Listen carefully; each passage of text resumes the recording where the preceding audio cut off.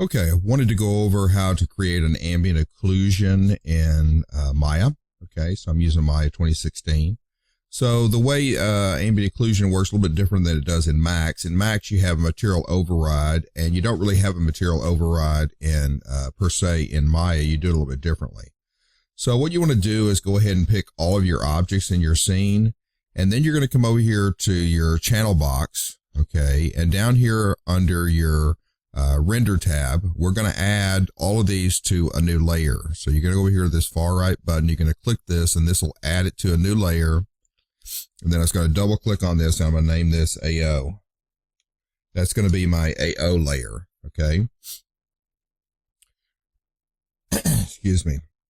Okay, so I'm going to right click on this over and go down here where it says overrides. And then I'm going to pull down to where it says create new material override. And then we're going to use a surface shader.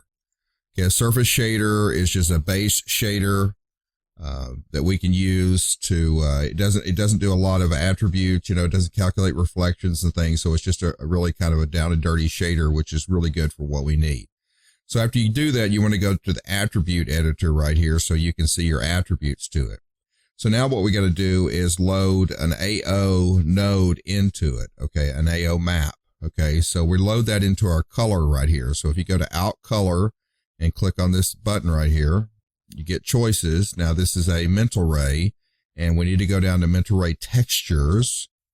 Okay. And right here, MIB ambient occlusion right there. So load that in. Okay. Then what that'll do is, that'll drop us an AO onto all of our objects. Okay, so if we bring up our render settings here, you say I can render this, and it's going to give me an AO. Okay, now we can set the settings up to be a higher quality render. You just do that in your render settings. Okay, but you'll see we got a black background. Okay, and for an AO pass to put on top, we need a white background. So all you have to do is go up here and you have to change that in your camera. Okay, so we go right here, select the camera attributes in here, and you go into environment, and you'll see it's black right here. So we just change that to white so that our background is white. And now you can render that, and what you'll have is a white on white. Okay, now you can adjust, you know, your render settings, go to render settings, get a higher quality setting. Okay. But that's how you do that, okay?